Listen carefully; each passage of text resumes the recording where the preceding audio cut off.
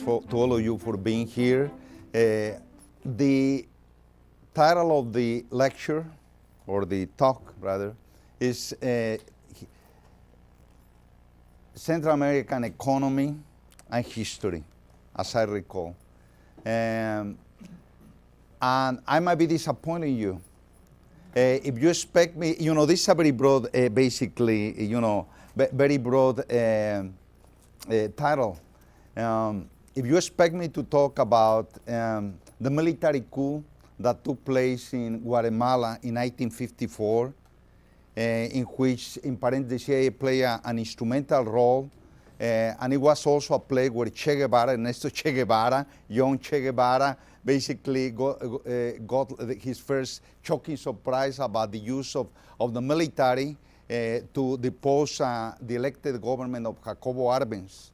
If you also expect me to talk about the Sandinistas that achieved victory in 1979 in Nicaragua, then the outbreak of the Civil War in El Salvador that claimed the lives of 75,000 people, and that eventually, due to the changing circumstances in the global arena, the collapse of the socialist bloc, at the end of the Cold War, basically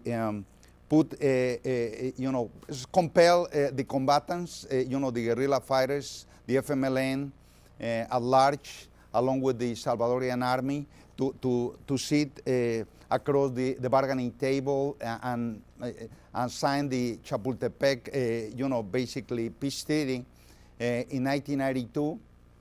You will be disappointed. I will be talking about history. I will be talking about economics. I would like to basically talk about the early period, the actual genesis, if you will, of Central America at the point of contact between Europeans and Amerindians, and then the eventual importation of Africans. So that's what I would like to talk about. Well, you have 7 republics: Guatemala, Belize, Honduras, El Salvador, Nicaragua, Costa Rica, Panama.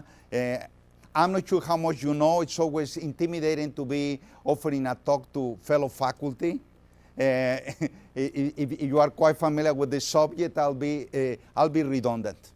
Okay, so I use red color to identify Belize. Technically speaking, Belize is an integral part of Central America, but you know that historically was a British colony with its own distinctive development. And you might well also argue that Panama belongs, and it doesn't belong to Central America. And it continuing upon your own interpretation, you might well also argue that Mexico is also part of Central America. If you see a Mexico from here, right?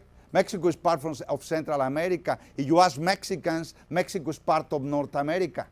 Canada, the United States, and Mexico. You have the numbers here. Well, you have Mesoamerica here.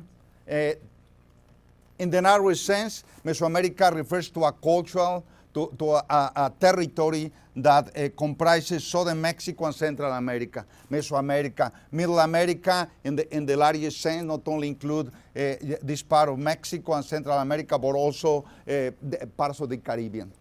So you have the numbers of people that live in these countries.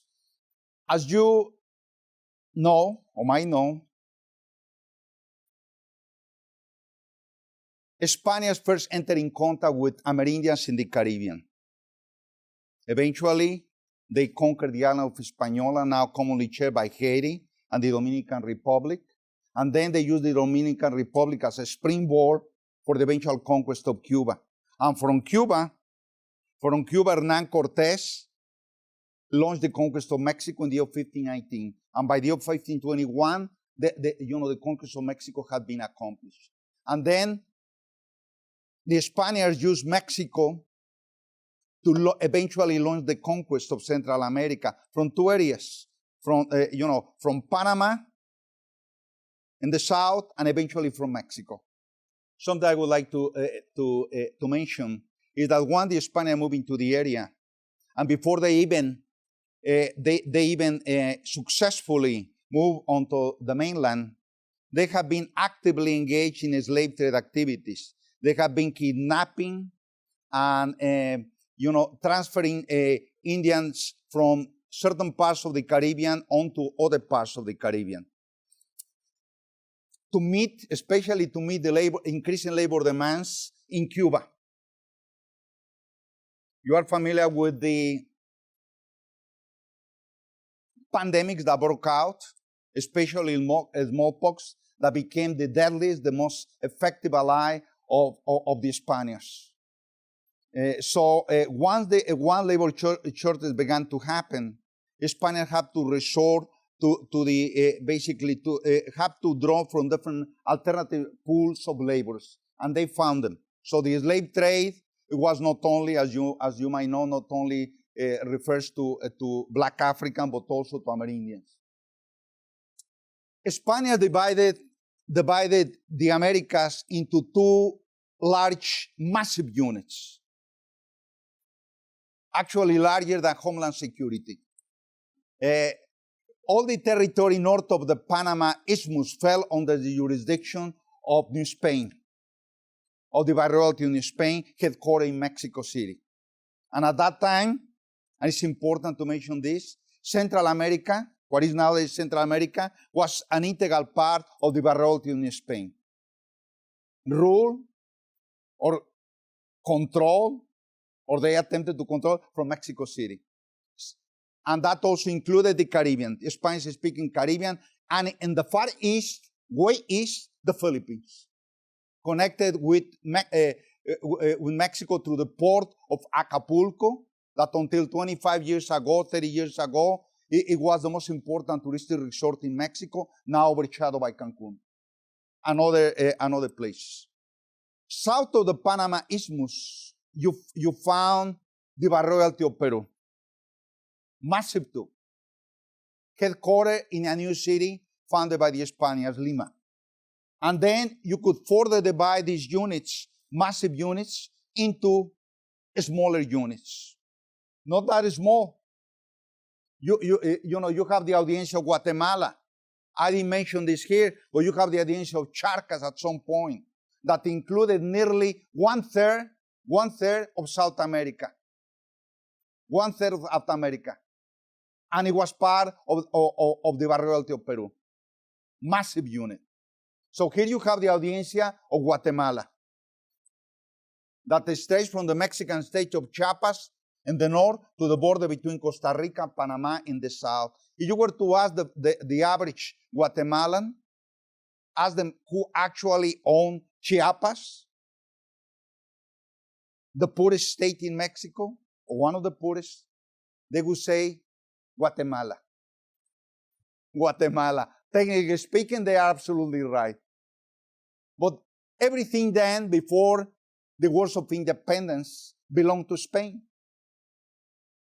So once these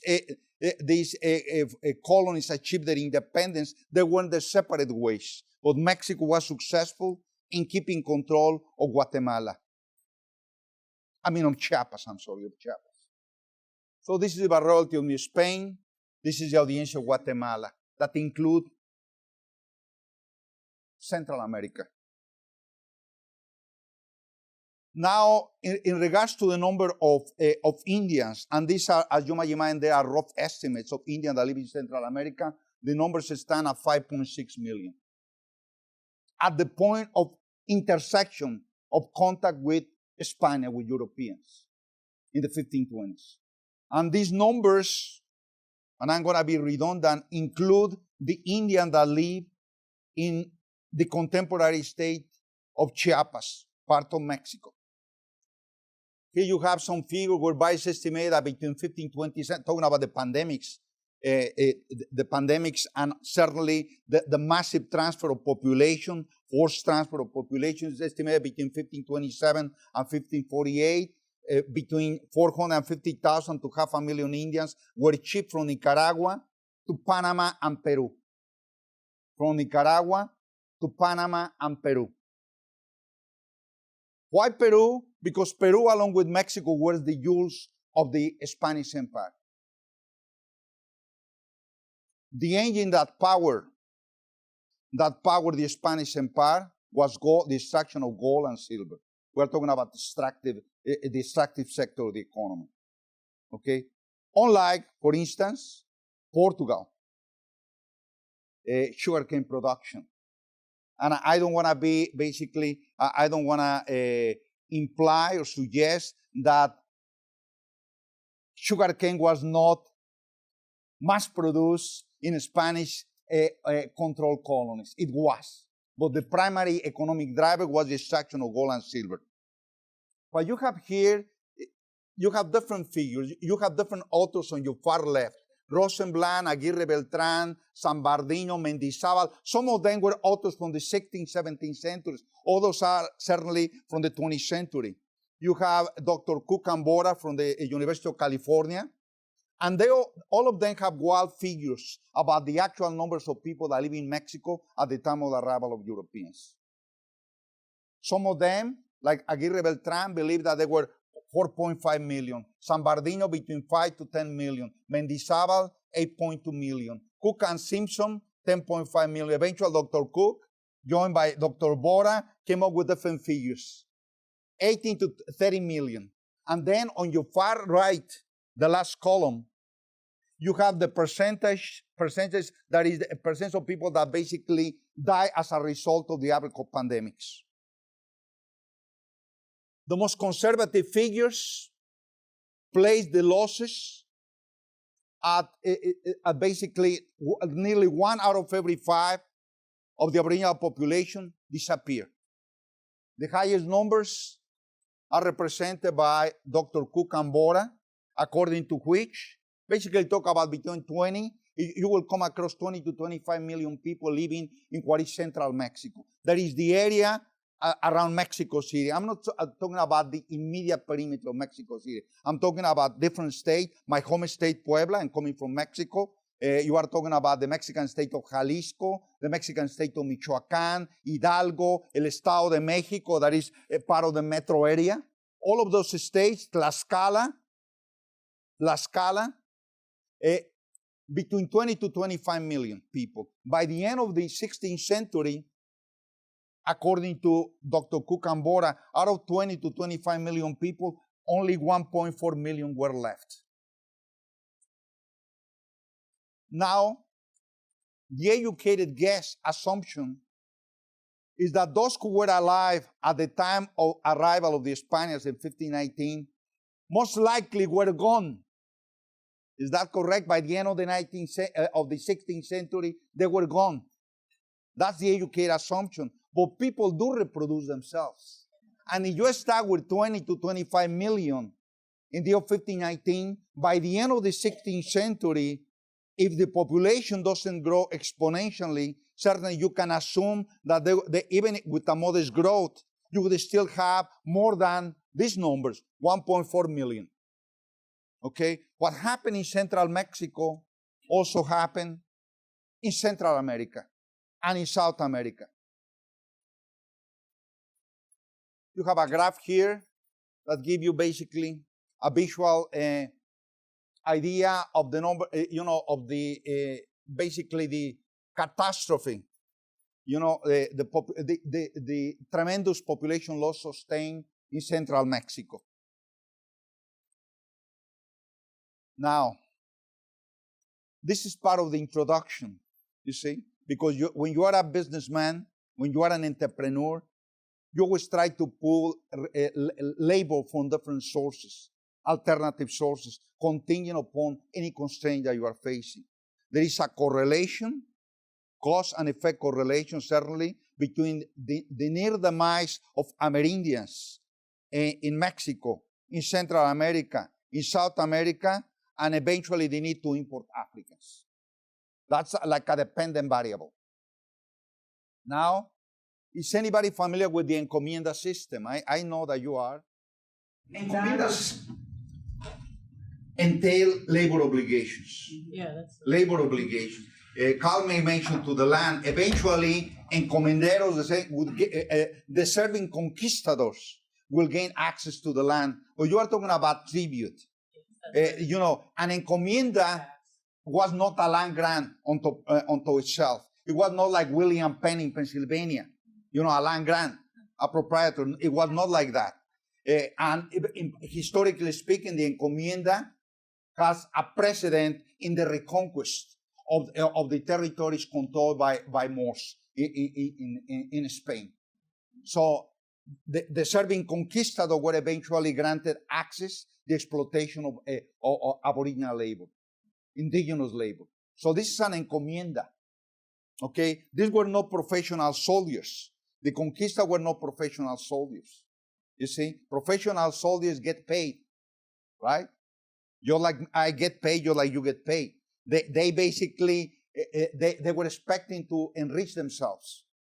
Now, repartimiento, that's another labor system. If you are somehow familiar with colonial history in Latin America, there is something called repartimiento de bienes o mercancías, but that's something different. Repartimiento here means when you don't have labor markets that are overflowing with people willing to work for you, you have to use coaction.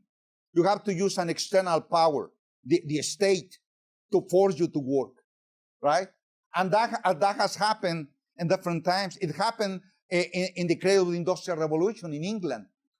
Factories needed workers, so people were basically dragged from the street. There were laws against vagrancy. So here you have a situation in which Indian communities were forced to, they were required to assign a given number of their residents so that they could work in distant places. What are distant places? Moving into the northern parts of Mexico. And it's something that is truly amazing. If you were to drive north of Mexico City, and not that far, just a little bit north of Mexico City, most of the most important cities in north of Mexico City owe their very existence to the presence of gold or silver. You see? Talking about Chihuahua in northern Mexico, Guadalajara, Zacatecas, San Luis Potosí, a beautiful city that is especially clean outside of Mexico City, Pachuca in the Mexican state of Hidalgo. They owe their very existence to the presence of precious metals. So you would have to force people, you would have to use coercion to make them work for you.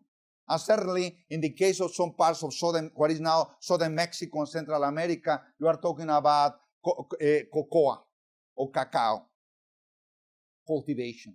Now, I'm continuing talking about Indians, about Indios. Indians were, the very existence of Indians was compromised.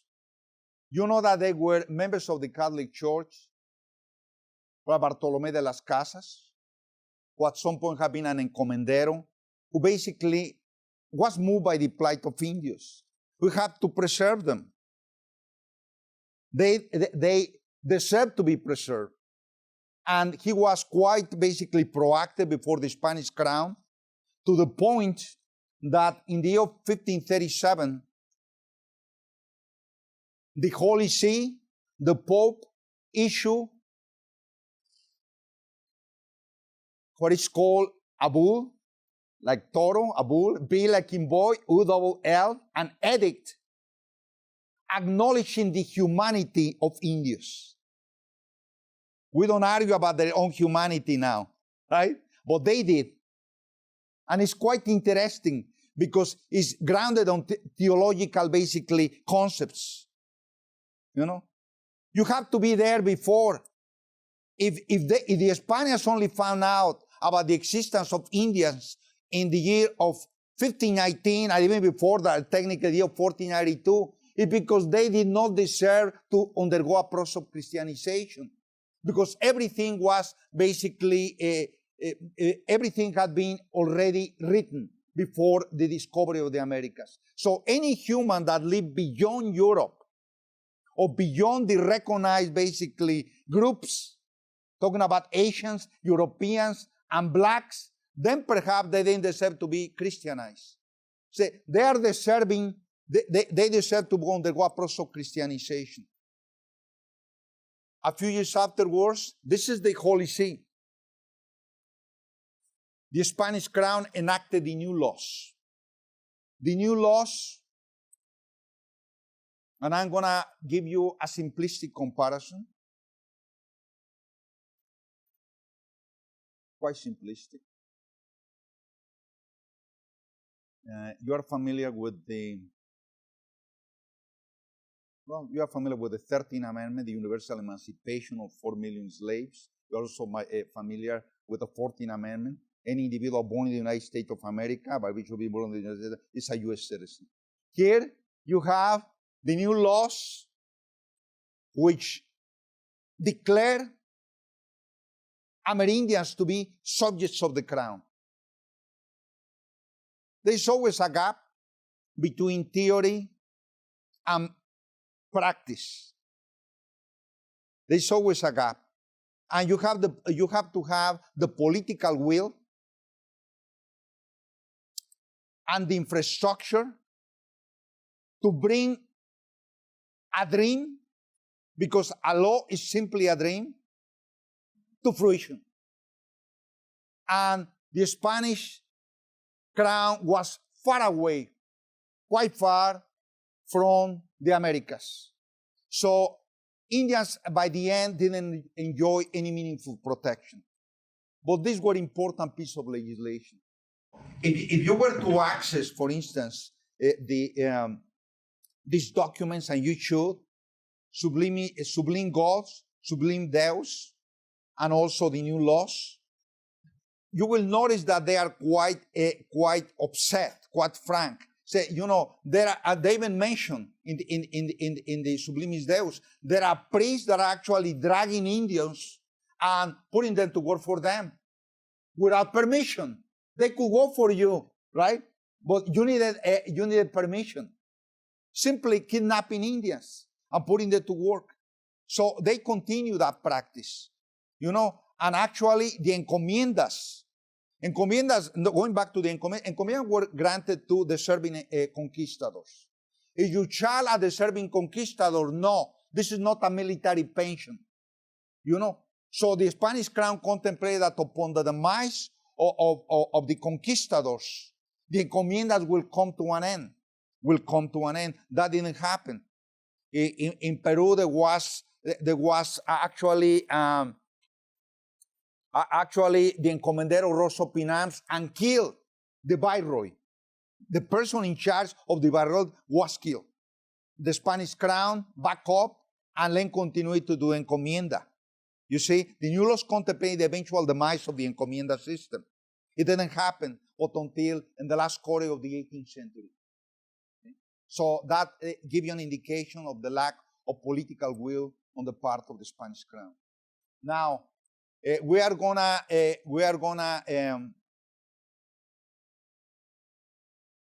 presume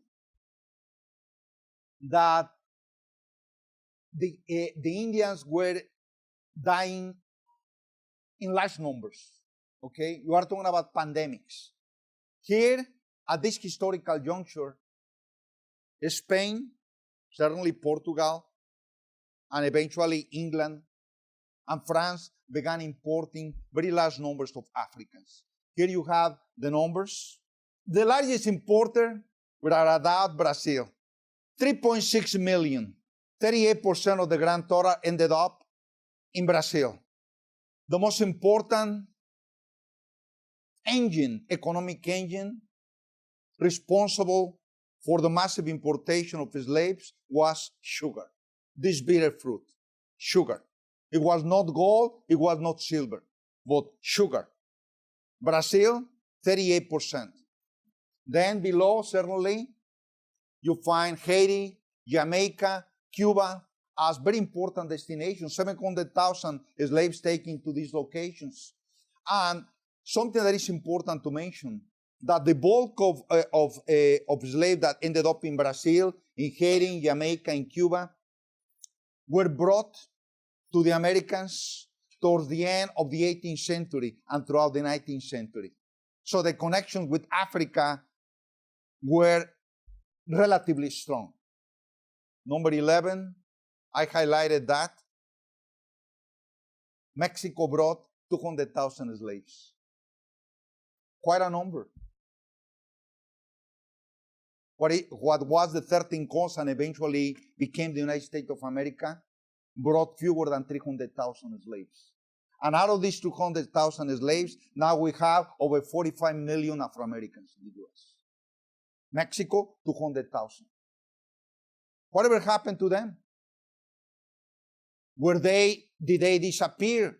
Did they run away? Were they eventually absorbed? Right? Absorbed. Slave traders, slave masters, typically imported 2 males and a female. Because slaves were destined to work in sugar plantations. It was deemed to be very hard work or in the extractive sector. You see, it was not cotton.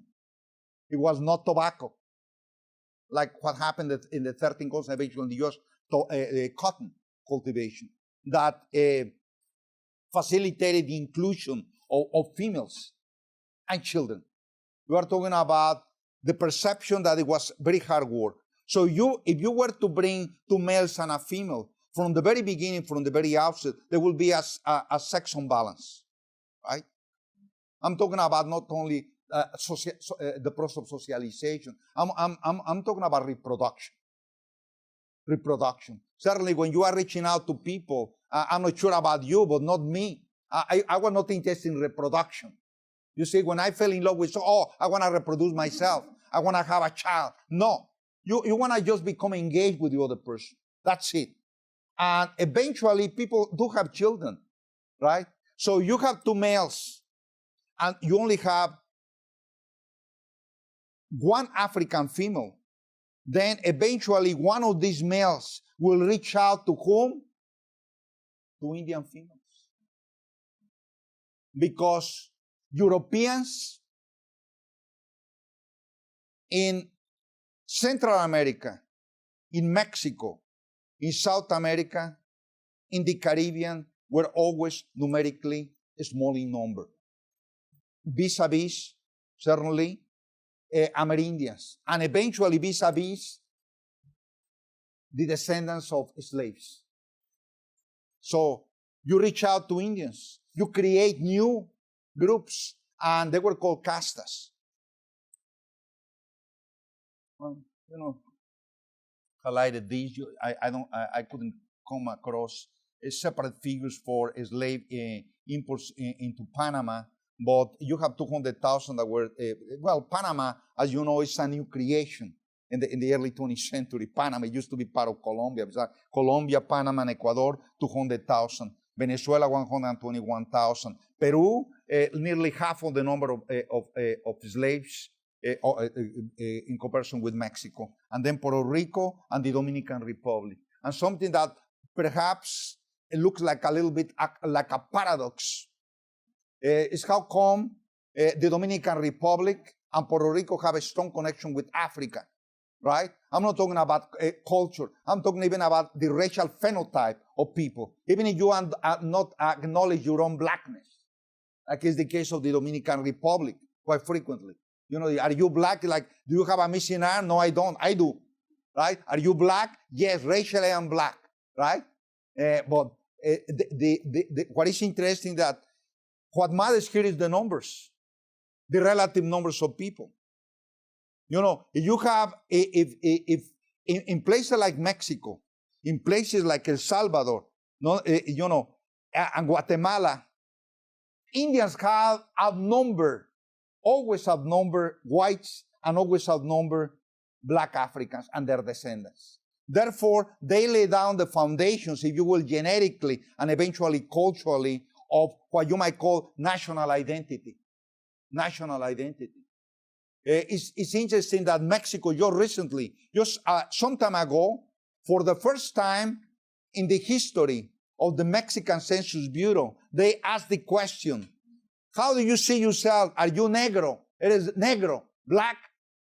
And over 1 million people reply, yes, I am. You see? In a place that imported 200,000 Africans. You see? 200,000 Africans. There is a scholar in Mexico, and you might have watched this film, Blacks in Mexico and Peru, that state that Mexicans have a black grandma hidden in the closet. That's what I recall. Mexicans have a black grandma hidden in the closet. And, personally, I think I know that too. I'm married to a female from the Mexican state of Durango. She's darker than me. She has an immunological disease, fibromyalgia and rheumatoid arthritis. So she has to go, basically, she has to go to the doctor with certain frequency. And she was told that she has somehow unique markings, considering the fact that she's Hispanic, that are more typical among Afro-Americans. And then my stepdaughter, who happened to be light-skinned, she was also told that she has something on her back that is more typical of people of African ancestry. What does that tell you? And where was my wife born? In the Mexican city of Durango. And you have precious metals that were extracted in the area for centuries.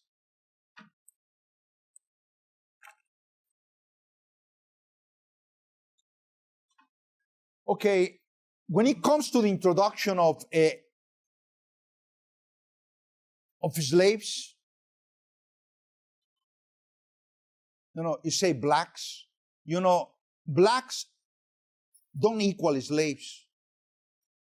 Years ago, when I was in college, I read the first volume of Das Kapital, the master work of Karl Marx, Das Kapital. It's called The Primitive Accumulation of Capitalism. And I vividly remember I was 18, 19 years old. A black African is a black African. Only under certain historical circumstances he was turned into a slave. Just like a person, a Mexican national, is a Mexican when he's standing on the southern banks of the Rio Grande. Once he dares to cross the Rio Grande unlawfully, he will become an undocumented, unauthorized alien in the United States. So, Mexico was an important area for the penetration of slaves onto the mainland. So was Panama.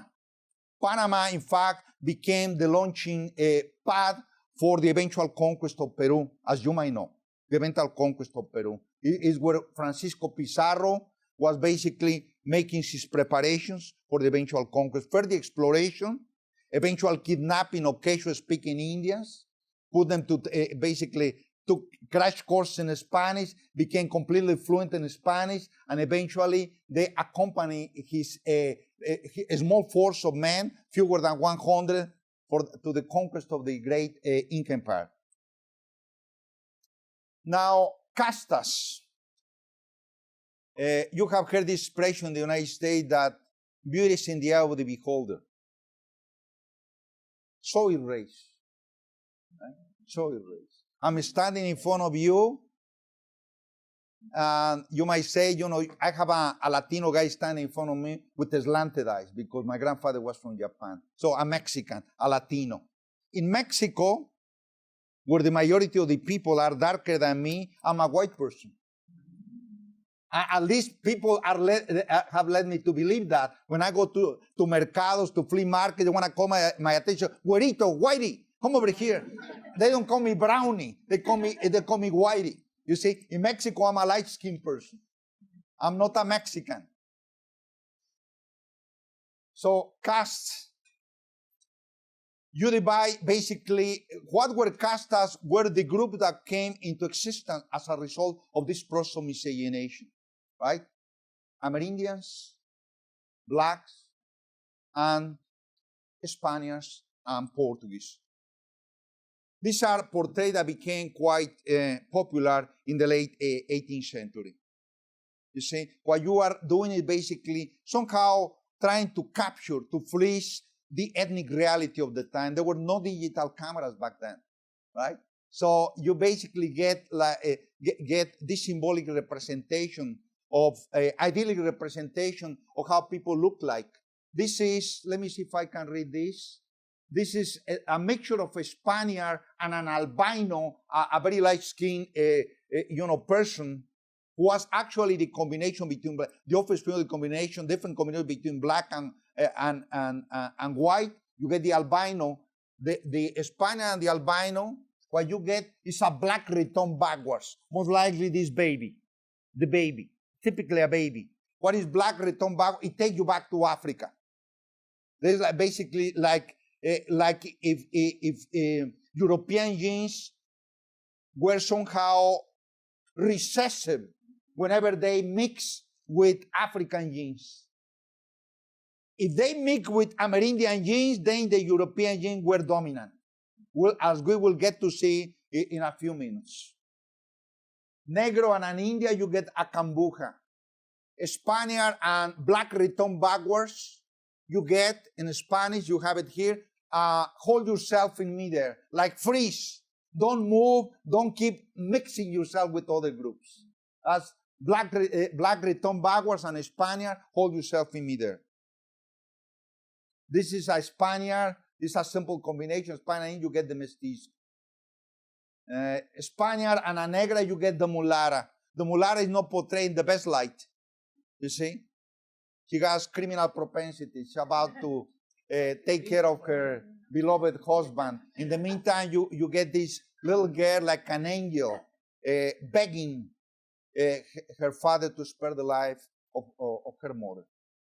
Okay, here, these are interesting combinations. You can download off the internet. Have you ever seen these combinations? Have you gone over these combinations? So I can spare you this. Have you gone? Would you like me to go over this? Okay. Here you have, like Adam and Eve, you have the first couple. You get a Spaniard, and then you get an Indian. What do you get? A mestizo. I don't speak Latin, but you know that mestizo comes from to mixture, or mixus, I guess. Mestizo. Then if you mix a mestiza female with another European, you get a castiza. Okay? If you mix a castiza with an Spaniard, that will connect you with Europe. You see, will connect you with Europe. It's quite interesting. This is not the one-drop rule like in the United States of America. You see? And we have issues. Mr. Obama in the United States, is he black? I don't think so. I don't think so. What makes you black? Only your genes or your upbringing?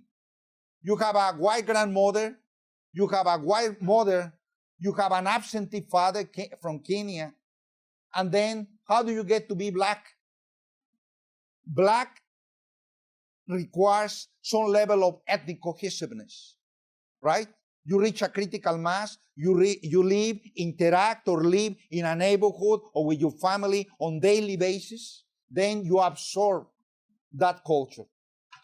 Mr. Obama perhaps have reconnected himself with his black culture through Michelle. So, but here you have a situation in which you keep married Europeans, eventually you will turn yourself into a European. And this had not only social, but legal ramifications. Quite important, because in those days, your birth certificate stated your race. Now, here you have a single category. And I'll show you the portraits. Well, I already connected to that website. Mestizo and an Indian, you get a coyote. Spaniards always love zoos, zoológicos. So whenever they compare these mixtures, they always refer them to animals.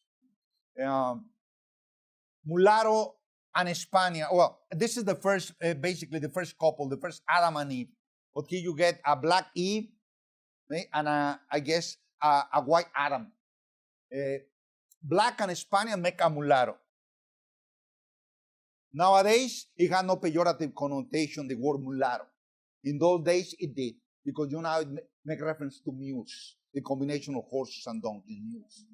The skin color, the alleged skin color, mules. So you mix a mulatto with an Spaniard, you get a Morisco. What was the Morisco look? As ordained, Sharon Factor knows, the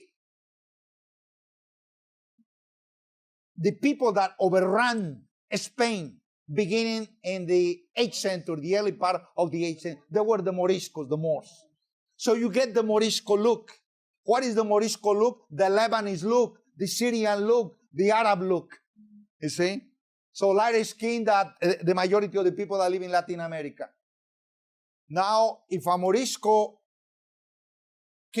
mixed with an Spaniard, you get the albino. A very light-skinned person that looks like Shirley Temple on the portrait that you will be seeing. But then, this albino mixed with an Spaniard, you get the black return backwards. And all the categories below what I have highlighted make reference to the combination between Indians and black. You like the classification that we use nowadays, Hispanic. Regardless, now you are cornered, you have no escape, regardless of your race. Below, no, regardless of your race, you are Hispanic. You see this? This is the mestizo. And then so you have to basically try to deconstruct this portrait. You have a certain setting here, certain social background, skin color of the baby. You have a person in a commanding position. When you are doing this, you are using your finger like if it were a weapon, a revolver, because you are in charge. So who's the maid? Most likely this person. Who might be the spouse on your right? And the skin color of the baby, light skin. Okay, the social background, are they poor?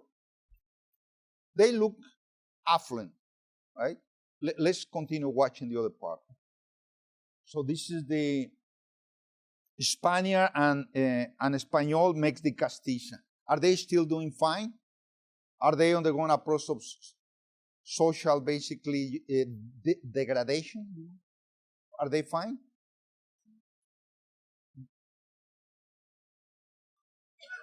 Right? Perhaps the employee. So they still are doing fine. This is the new person you get. 100% Spaniard. You can unchallenged. European. No Amerindian blood. 100% European. Although the first couple was Spaniard and Indian. And they look very affluent.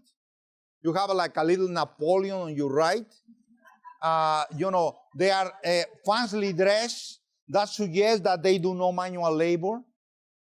No manual labor. Do they own these animals? Most likely they do. Okay. Now, because life is usually about choices, you have a mestizo that decided to mix with an Indian. Then you get this couple. How are they doing? Are they still fine? Do they own that house? It's difficult to tell. You can have your picture taken in front of a mansion in Chevy Chase. That would necessarily suggest that you own the house. So they are there. They are not quite poor because he's riding a horse, and horses are expensive animals, and he's dressed properly. So they are doing fine. And let me tell you something anecdotically. I come from a small town in Mexico. My hometown was a mestizo town. I'm a mestizo, right? Surrounded by Indian communities. Some Indians didn't wear shoes. That didn't necessarily suggest that they couldn't afford buying sandals. I don't want to suggest it was part of the cultural trade, but some of them could afford buying shoes and they did not. I know that because they walked into my father's general store and bought merchandise that was expensive. So they could have easily bought a pair of sandals. They did not. Okay, here, this is how are they doing? Are they fine? They look wealthy, elegantly dressed, and then you have a boy who it looks a little bit surreal, riding a jeep. Yeah, but let's continue. Okay, now this is the Morisco. Are they still doing fine? They're fine. Playing poker, perhaps at noon, with a lady that might be the mother-in-law, or perhaps a maid, a domestic worker, tending to their needs. So you mix the Morisca with an Spaniard, you get the albina. This is the Morisca. This is the Español, Spaniard, and this is the albino. You know, here you can see that the gentleman has a few questions. He does. Here you have, this is the black return backwards. You see? And there is a moral behind the story. Not scientifically grounded, but a social lesson, if you will. If you mix with blacks, this is likely to happen. No matter you are absolutely wealthy, you see, you will be connected with Africa. And in the pecking order, blacks were at the bottom. You see, especially slaves at the bottom. The very word of mestizo, I told you I'm a mestizo. Technically, I'm a mestizo because I remember meeting my great-grandmother who was white with blue eyes. You see, and my grandmother white with blue eyes. So on my mother's side, whites. Then I perhaps have to have some kind of Amerindian blood running through my veins. So technically, I'm a mestizo. How do you get a mestizo in Latin America? It's relatively simple. You basically force them to assimilate. If they live in an Indian village, you send them to a public school where they won't be, you won't be offering maintenance programs, language programs that would basically stress the importance of being bilingual or bicultural. You force them to assimilate mestizo culture. They learn Spanish. And they get rid of the traditional Indian attire. I had gone back to my hometown just last year. And people are wearing clothing like mine, Western clothing. When I was a little boy, I have seen some traditional people from Pakistan that wear very baggy pants. They look like Pakistanis that wear traditional, pants. They used to wear them on the edge of my hometown. No more. There's a social stigma. You want to fit in. If you move to Mexico City, you don't want to look like an Indio. You see, you will be discriminated. So you basically make a mestizo, but this is a cultural process. It's not if you will, a biological process. This is the result of this process of miscegenation. Okay, miscegenation.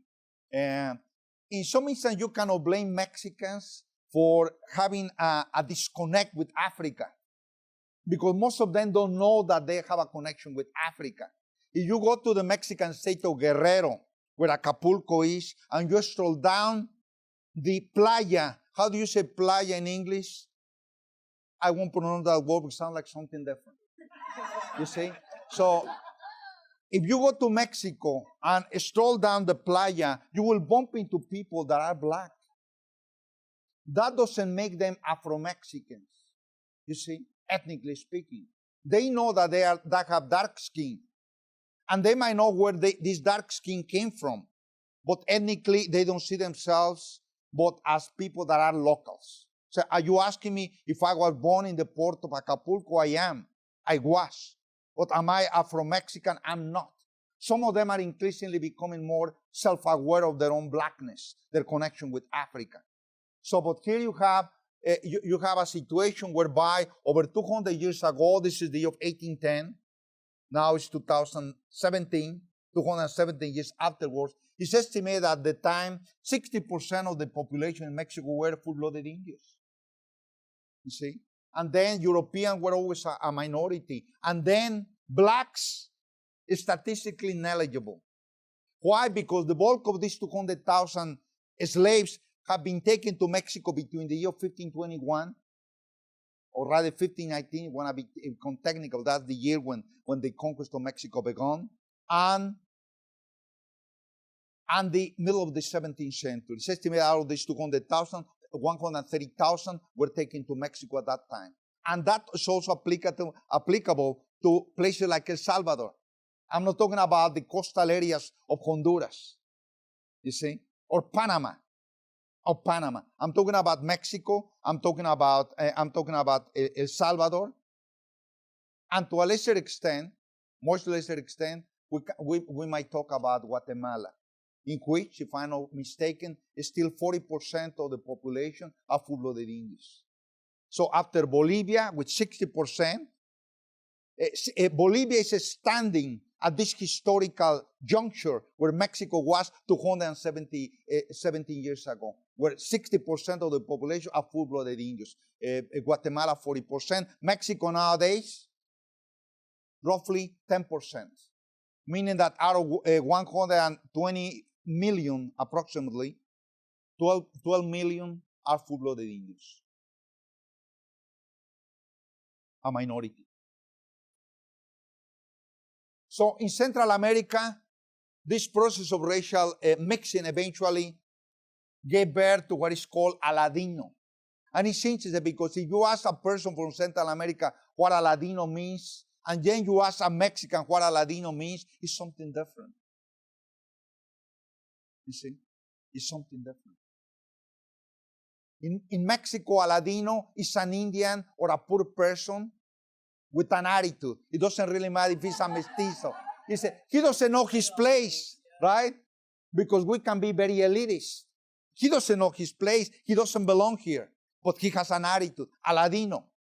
So Indians or individuals of African ancestry that were eventually mainstream, that became fluent in Spanish, were deemed as Ladinos. And Ladinos could be found all the way from Chiapas to Costa Rica. Now, when it comes to people of European ancestry, if you have been in Costa Rica, you might have noticed that you find more people of European ancestry in Costa Rica than in places like Mexico. You see? Certainly, Argentina and Uruguay are the lightest-skinned countries in the Americas. And that's not a historical accident.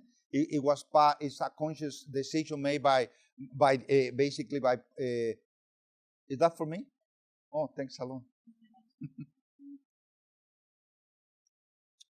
Of policymakers wanted basically to improve the quality of the human stock in the Americas, right? Because the founding fathers of Argentina, or the leaders of Argentina in the second half of the 19th century, could have, a massive country, Argentina, so is Brazil massive. They could have easily tapped the vast reservoirs of Indios in a place like Bolivia and Peru, but they didn't want that. They didn't want that. What was wrong with Peruvians? But they are there, most of them. That was the problem, right? Because they could have easily been brought to Argentina so that they could basically become colonists in the Pampas, you know, in the area that were still in the West unsettled.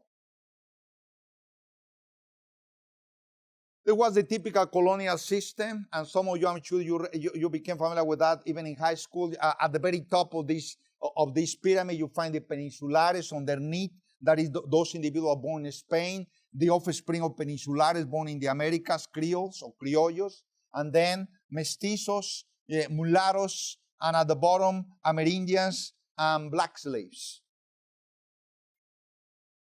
If you were to basically to put together like different racial or ethnic scenarios in Latin America and also in Central America, you could well say that whenever and wherever Amerindians were the dominant group, they were the ones who laid down the foundations, the direction of the culture. Case in point, Mexico.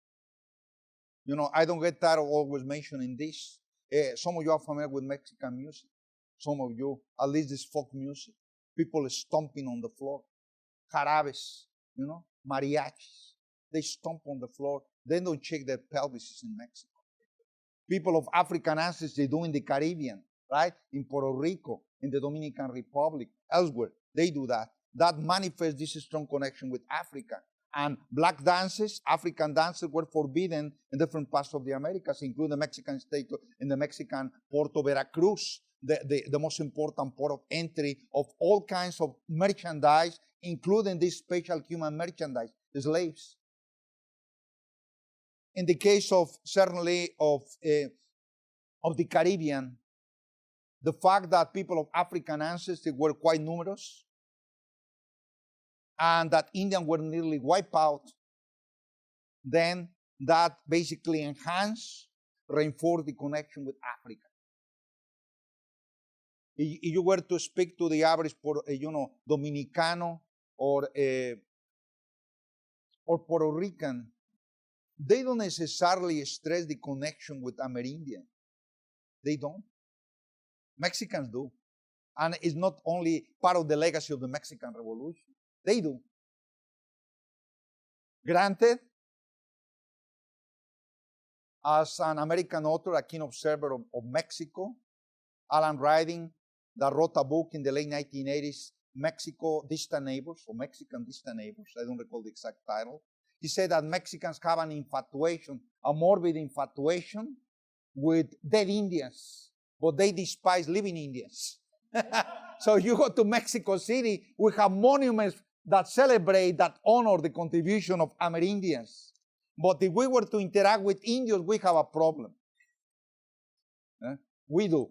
And I can tell you that I vividly remember the way we treat Indians in my hometown. I remember that growing up. You see? And it was de facto segregation. It was not the Euro segregation. It was not spelled out. We have no segregation laws in Mexico, but we were blatantly discriminatory against Indians. You are familiar with the Garifuna, right?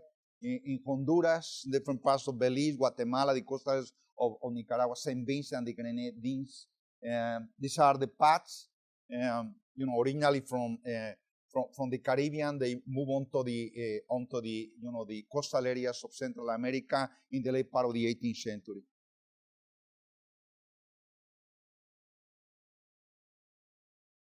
And the Mosquito Indians. I remember at the time when the Reagan administration was actively, disrupting the Sandinistas. They supported the Contras. They embraced the mosquitoes. I said, what are they so concerned about the plight of these Indians or mixture of Indians and people of African ancestry? It became basically like a very important issue. So we embrace basically the struggle of Mosquito Indians for self-determination against the Sandinistas, because the Mosquito Indians were more supporting the Contras than the Sandinistas. Even if you are not a racial profiler, you'll be able to tell that all of these kids have different racial phenotypes. Some of them like a combination. You really have to, whenever I go back to Mexico, whenever I'm watching documentaries or soap operas from Mexico, I have become like a racial profiler. I didn't pay that much attention to that. Say, well, this person looks different, you see? A few months ago, my wife's cousin went to my mother's house in Mexico City. I was there. He's a tall man, over 6 feet tall. And my mother asked me a question that she had never asked me before, never in her life. She said, Jorge, is he black? I said, yes, Mama, he's black. And you see his pictures, he's actually black. But I never realized that. And then my father-in-law, my late father-in-law, was also considered Afro-American. My daughter's friends asked, is he black? I said, no, he's Mexican. You see? He's Mexican. You see? More mosquito kids. Racial identification. Again, it's an extremely fluid concept. Some of you have been in Latin America. Some of you trace your roots to Latin America. Right? It's a very fluid concept. I can also give you another example, simple example. My father had an employee who traveled back and forth between my hometown and Mexico City. He was a stevedore carrying back coffee bags. My father bought coffee bags in my hometown. And one day he told me, I will be visiting a town that's called Cholotla. Cholotla. A very Amerindian town. I knew that. I said, what will you be doing there? I said, I'm Indio. I didn't know that. His parents are full-blooded Indians, but he was absolutely bicultural. He spoke Spanish with no accent. I could not tell, you see. I could not tell. So for me, he was like any other person that lived in Mexico City.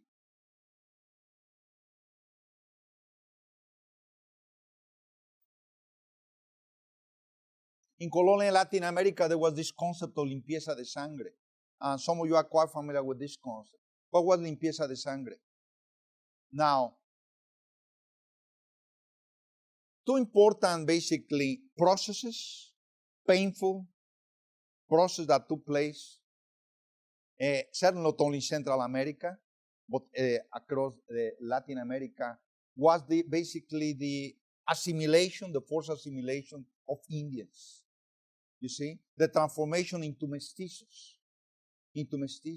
Certainly, external economic forces were leading them in that direction.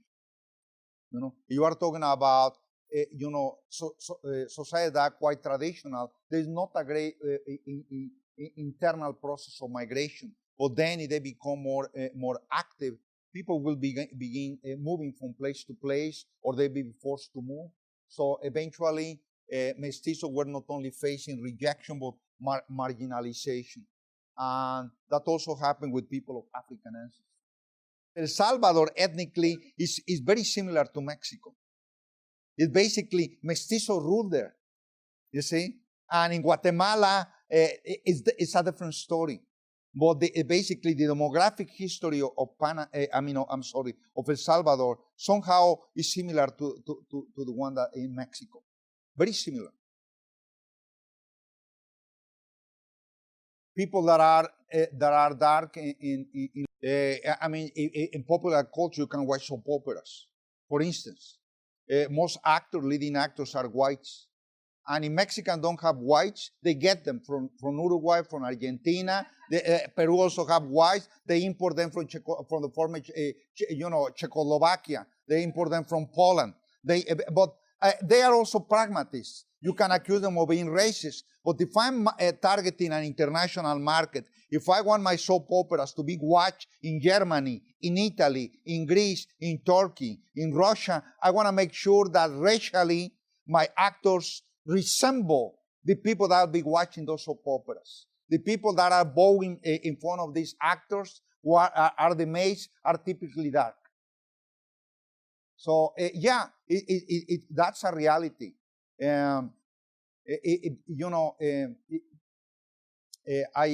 can tell you a story that I heard in Tijuana a few years ago, where I live and worked there for some time. A group of doctors. I overheard a conversation between a group of doctors, and one of them needed a receptionist. So he was instructing the person in charge of what you might call human resources. Say, make sure that you get a light-skinned person, because dark ones look like maids. And what does that mean, that look like maids? That they look like Indians, Amerindians. So we want first-class Mexicans. You see, that's the suggestion. And the first question that people might ask you when a child is born: how does the baby look like? You see, güerito. I remember I used to be married to a white person. Now I'm married to a Mexican person. Happened to be brown. And the first question my mother asked when my first child was born: how does she look like? And because I wanted to choke her, say, she looks prieta like you, mama. Prieta means dark like you. She looks dark like you. So is that so? Oh my God. Is that so? But is she in good health? She is in good health, ma'am. Is she dark? You know her, Sharon.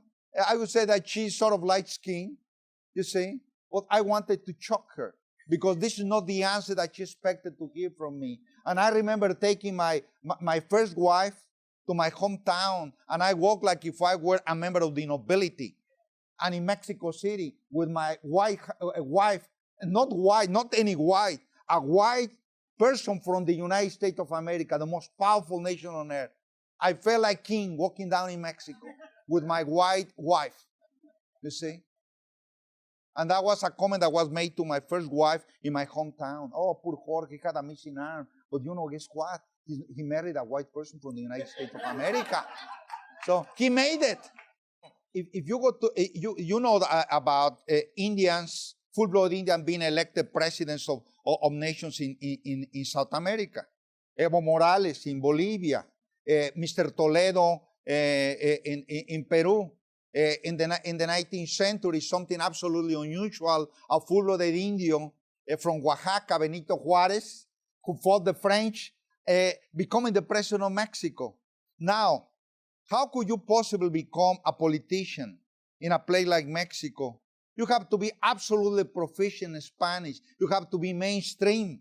Now you go to my hometown. I remember that the people that ruled in my hometown were people like me. And then I spoke with my mom. I said, guess what, Jorge? Now the Indios somehow rule our hometown. But they are bicultural. They are second and third generation Indios. And they're absolutely mainstream. So they know all the ins and outs. They are actual insiders. As full-blooded Indians, they would have serious problems, unless you are talking about the areas that are controlled by people who support Subcomandante Marcos in Chiapas. Elsewhere, it's certainly quite useful to be a mestizo. Until a few decades, the majority of the people that live in northern Mexico were more lighter-skinned than people that come from central Mexico. The people that are dark move to the northern parts of Mexico, especially once the U.S. companies began basically magnetize sort of the U.S. and Mexican border, and that began to happen in the 1960s with the assembly plants. But now you go to places like Ciudad Juarez, I come from El Paso, Texas, Tijuana, and you bump into people who are darker. But there are different parts of northern Mexico. You know, if you talk with people who are the aboriginal, quote-unquote, inhabitants or residents, or the older residents of places like Monterrey or Nuevo León, most of them are white. Most of them are white. Because historically, the bulk of the aboriginal population in pre-Columbian America was concentrated in central Mexico and south of central Mexico, in Central America. See, when you talk about castas, this is a system imposed from above. You see, it's not self-identification. You see, it's not self-identification. In the case, once you cross the border, once you move to the United States of America, you become a Latino. You see, in Mexico, I'm just Jorge Hernandez. Are you following from that came from Mexico City? Yeah, but here it all depends. If what you are suggesting is that some of the rest of Langley Park meet the criteria that they are part of an ethnic neighborhood, sort of. Anything that mimics an ethnic neighborhood along the lines of South Los Angeles, in Chicago, South Lawndale, or La Villita, where hundreds of thousands of people of Mexican ancestry live, well, as close as you can get is Langley Park.